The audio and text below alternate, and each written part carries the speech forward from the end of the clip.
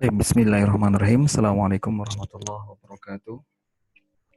Alhamdulillahirabbil alamin wassalatu wassalamu ala asyrafil anbiya'i wal mursalin habibina wa syafi'ina wa qurrati a'yunina Muhammadin salawatullah alaihi wasallamu ajma'in. Amma ba'du.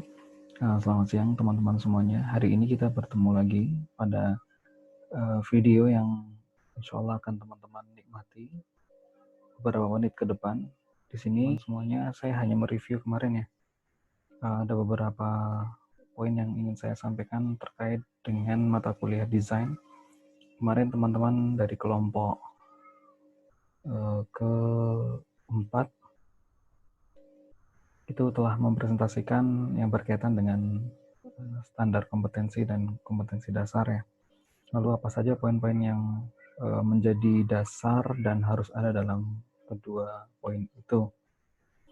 Ini sebenarnya sudah saya sampaikan ketika mata kuliah dahulu kala, di mana saya lupa ini. Kayaknya sudah saya sampaikan itu ketika mata kuliah psikologi, sepertinya seperti itu. Coba kita buka lagi ya, ini tahun 2018, genap. Kayaknya materi di mana ya, sebentar. Coba. Oke, kita coba mengambil ke ini. Oh iya nih, taksonomi tujuan pembelajaran. Baik, kita ambil yang terkecil.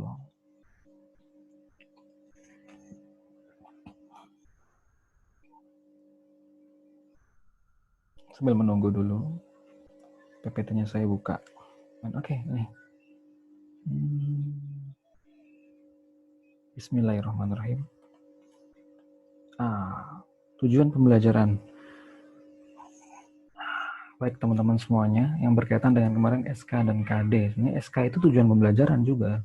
KD pun tujuan pembelajaran. Indikator itu hasil yang nampak fisiknya dari seorang siswa itu. Jadi dua-duanya itu sebuah tujuan pembelajaran. Ya, teman-teman tahu ya, ini bisa dipelajari sendiri. Saya tidak akan membacakan PPT-nya, tapi akan menerangkan saja. Lalu urgensinya apa? Gampang, urgensinya itu, saya sempat mengutarakan ini saya analogikan ketika Anda semuanya melakukan perjalanan ke Gunung Kidul, ke pantai gitu ya. Ingat tidak?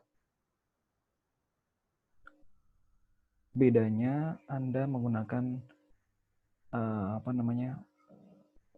berjalan ke Gunung Kidul menggunakan map atau tanpa map, maksudnya Google Map ya, kalau sekarang yang lebih mengarah ke teknologi, atau tanpa Google Map. Itu kayaknya sudah saya sampaikan. Nah, ini saya mengulang lagi teman-teman, karena kemarin teman-teman luput dari sini. Ini ya, fungsi-fungsinya udah ada ya. Kemudian nah ini, jenis-jenis tujuannya.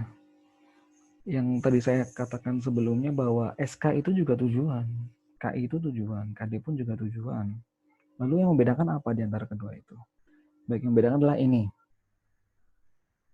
Ada jenisnya ya, ada 3 ini. Ada tujuan instruksional umum atau tujuan pembelajaran umum, dan ada tujuan pembelajaran khusus. Yang umum ini yang kita sebut sebagai standar kompetensi atau kompetensi inti. Itu menggambarkan perilaku internal dalam lingkup yang cukup luas. Ya luas gitu, belum bisa diukur. Pengukuran nanti di mana? Pengukuran nanti ketika sedang ini yang jenis yang kedua, sedang melakukan TIK, sedang melakukan tujuan pembelajaran khusus. Di sini lebih lebih khusus lagi, bahasanya lebih terbatas lagi.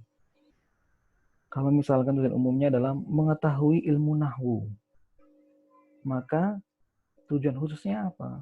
Untuk mengetahui ilmu nahwu itu butuh step, butuh strategi, butuh metode.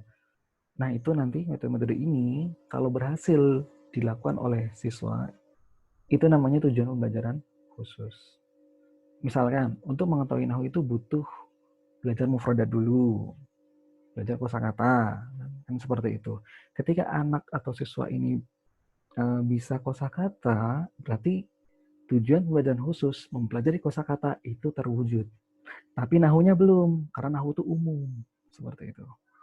Indikator yang ketiga, indikator itu apa? Bentuk fisiknya. Saya bilang tadi, kalau anak itu sudah memperoleh pembelajaran mufradat dari gurunya, kemudian anak itu bisa mengungkapkan mufradat itu baik lisan, tulisan maupun bacaan, gampang saja lah ya. Misalkan ditunjuk aja.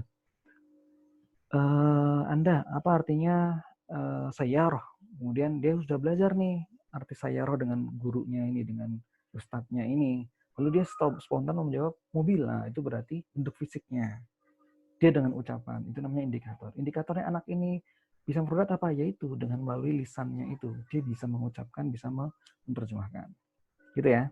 Teman-teman, saya rasa tidak susah. Nah, lalu di sini yang saya bilang tadi, Upik itu Rafna dan Danang kelompoknya itu luput hal ini yang sering, coba perhatikan kursornya ini, yang diperhatikan sama mereka adalah kognitifnya saja. Lalu afektifnya di mana?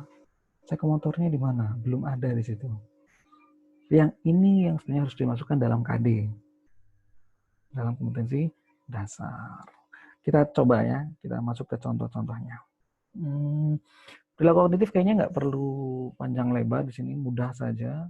Terdiri dari 6 perilaku, maaf ini, coba teman-teman. Terdiri dari 6 perilaku. 1, mengetahui. Cirinya mengetahui. Siswa mengetahui, siswa mampu menyebutkan, siswa mampu menunjukkan, siswa mampu mengidentifikasi. Itu 6 perilaku. Yang kedua, pemahaman. Siswa mampu memahami. Oke? Memahami, menginterpretasi, menjelaskan, menerjemahkan, menjelaskan ulang. Kemudian menerangkan, ya sama aja ya, memberi contoh. Itu namanya perilaku-perilaku dalam KD yang sebenarnya intinya adalah untuk kegiatan memahami. Lanjut, yang berikutnya adalah menerapkan. Tadi mengetahui, memahami, menerapkan. Aplikasi tatbiq, ya, menggunakan, membuat, mendemonstrasikan, menghitung, membuktikan. Ini kalau dalam maharatul kalam itu berucapnya, kalau dalam maharatul kitabah menulisnya, kalau dalam maharatul istima adalah apa? Menangkap apa yang dibicarakan orang lain. Menganalisis, atau menganalisis ya, menganalisis, merinci, membedakan, mengklasifikasikan komponen-komponen yang ada dalam naskah atau nas itu. Misalkan contoh gini, ada orang berbicara zahaba Muhammadun ila suq. Kemudian si guru disuruh untuk si guru memerintah siswa untuk menganalisis mana fiilnya, mana fa'ilnya, kemudian mana maf'ulnya. Nah, ketika siswa itu mampu menganalisis, berarti apa? Dia itu sudah mengetahui. Tadi yang pertama, memahami, dan dia sudah menerapkan. Yang keempat, dia sudah menganalisis. Membandingkan, misalkan gini, ada teks, 2 teks ya. Teks yang satu tuh bunyinya gini, dhahaba Muhammadun ila suq. Yang satu lagi teksnya, dhahabat Muhammadun ila suq. Nah, dibandingkan kedua ini mana yang benar? Kalau si siswa ini bisa membandingkan dan bisa memperoleh hasil mana yang benar, mana yang salah, maka dia sudah bisa menganalisis. Kemudian yang berikutnya adalah mensintesa atau mensintesis, menyusun, menghasilkan. Jadi menyusun lagi komponen-komponen yang lain untuk menjadi sebuah satu kesatuan lagi. Contoh misalkan Dhahaba Muhammadun ila suq itu adalah struktur SPK ya. Kemudian ada Alkitabu ghaliyun, misalkan buku itu mahal. Berarti ada 2 struktur di sini. Kemudian pakai struktur yang lainnya. Nah, kemudian dalam 5 struktur ini jadikan satu paragraf. Jadi sebuah cerita yang utuh, itu namanya mensintesis. Menggabungkan seluruh komponen-komponen ataupun ilmu-ilmu cabang ilmu yang ada kemudian dalam satu sebuah wadah, itu namanya mensintesis. Oke, kemudian evaluasi gampang ya. Menilai, menguji coba, mengkritik, apalagi mempertimbangkan. Ini udah ada lagi semua teman-teman di sini. Ini bahasa-bahasa KD sebenarnya di sini nih.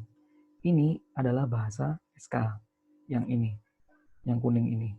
Adapun yang hijau yang di bawah ini adalah bahasa-bahasa miliknya KD, bahasa-bahasa miliknya kompetensi dasar.